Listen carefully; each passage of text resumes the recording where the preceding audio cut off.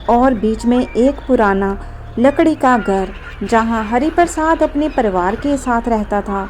उस रात आसमान में बादल गिरे हुए थे, बिजली कड़क रही थी और कभी भी बारिश शुरू हो सकती थी।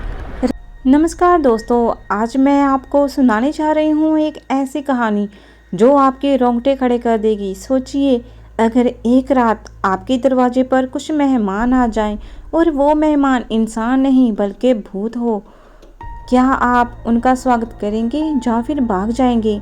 ये कहानी है एक छोटे से गांव की साधारण से परिवार की, जिनकी जिंदगी एक रात पूरी तरह बदल गई। इस कहानी के पात्र हैं हरिप्रसाद, एक सीधा साधा किसान; सरला, हरिप्रसाद की पत्नी; पिंकी, उनकी बेटी; रिक्शा वाला रमेश, गांव का इकलौता रिक्शा चालक; राहुल और शोभा, रहस्यमय मेहमान जो असल में आत्माएं हैं। गांव का नाम था रामपुर। चारों तरफ जंगल और बीच में एक पुराना लकड़ी का घर जहां हरिप्रसाद अपने परिवार के साथ रहता था। उस रात आसमान में बादल गिरे हुए थे, बिजली कड़क रही थी और कभी भी बारिश शुरू हो सकती थी।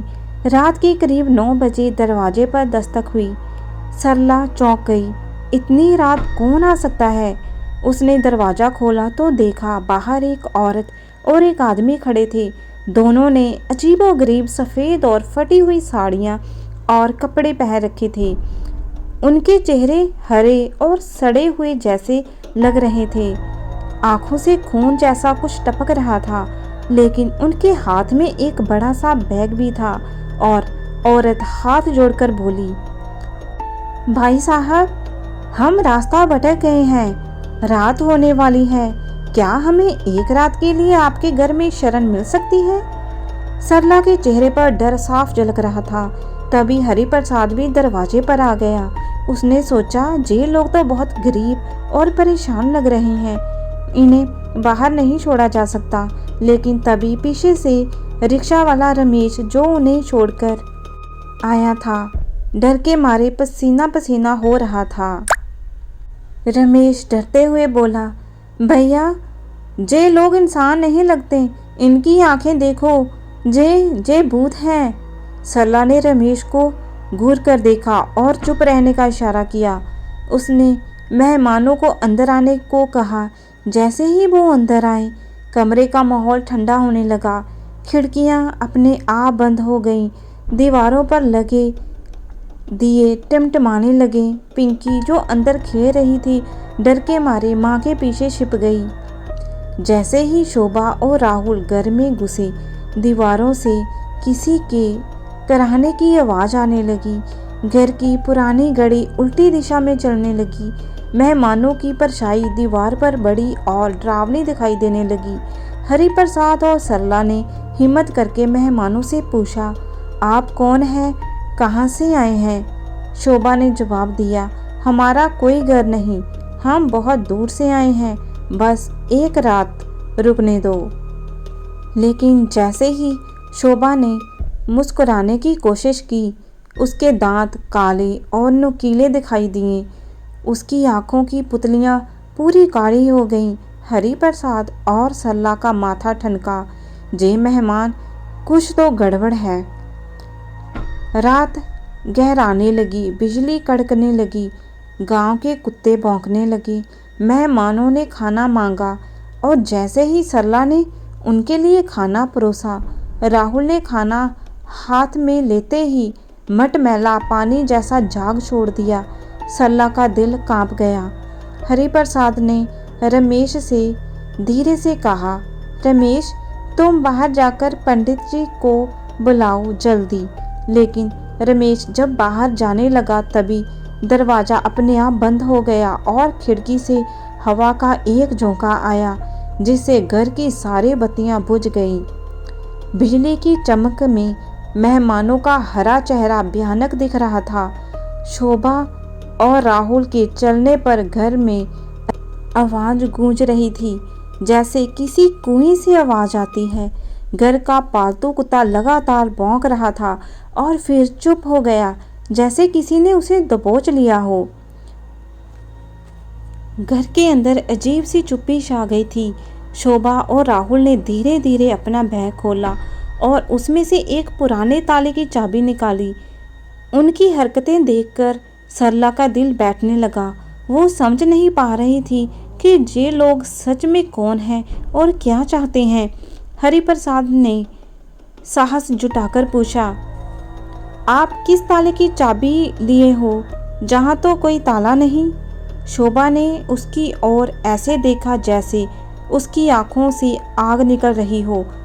उसने ठंडी आवाज से कहा, ये ताला तुम्हारे घर के पीछे पुराने कुएं का है जहाँ हमारी मौत हुई थी। ये सुनते ही सरला के पैरों तले जमीन खिसक गई।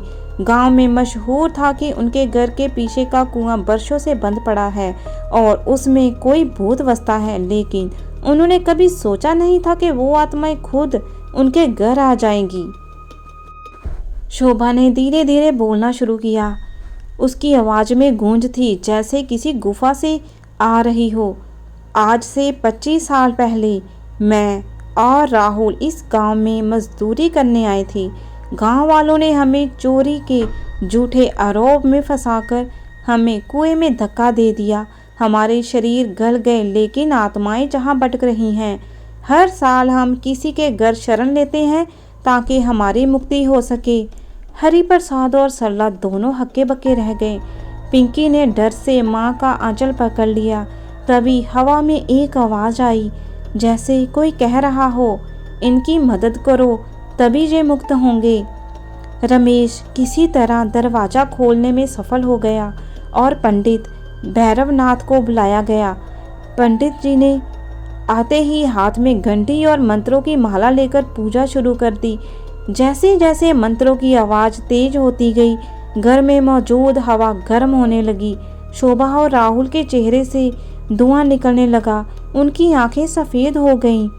पंडित जी ने बताया, इनकी आत्मा बुरी नहीं है, ये शांति चाहते हैं। अगर तुम इन्हें माफ़ कर दो और कुएं पर इनका तर्पण करा दो तो ये मुक्त हो जाएंगे।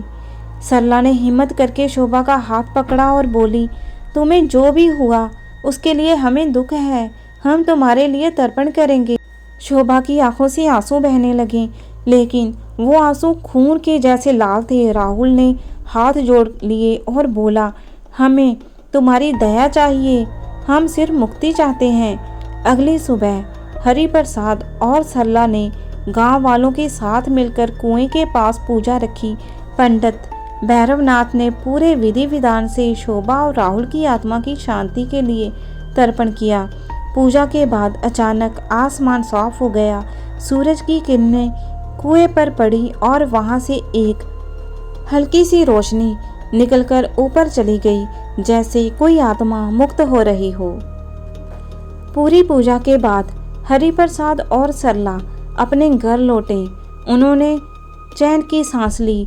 घर में सब कुछ सामान्य हो गया था, पर जैसे ही सरला ने खिड़की बंद करनी चाही, उसने देखा खिड़की के शीशे में शोभा का चेहरा हल्की मुस्कान के साथ दिखा और फिर गायब हो गया। शायद वो हमें धन्यवाद करने आई थी, अब हमें डरने की ज़रूरत नहीं। सरला मुस्कुराते हुए बोली, हाँ, हमने उनके साथ इंसानियत निभाई और शायद इसी से हमें भी शांति मिलेगी। कहानी का संदेश, कभी कभी जो चीज़ें हमें डरावनी लगती हैं उनके पीछे कोई दर्दनाक सच भी छिपा होता है। अगर हम समझदारी और दया दिखाएं तो सबसे भयंकर आत्मा भी शांति पा सकती है। तो दोस्तों, ये थी आज की कहानी भूतिया मेहमान। अगर आपको ये कहानी पसंद आई हो तो लाइक, शेयर और सब्सक्राइब करना ना भूलें। अगली बार फिर मिलेंगे एक और डरावनी कहानी के साथ। तब तक के लिए अलविदा और संभल कर रहिएगा, क्योंकि कौन जानता है अगली दस्तक आपके दरवाजे पर भी हो सकती है।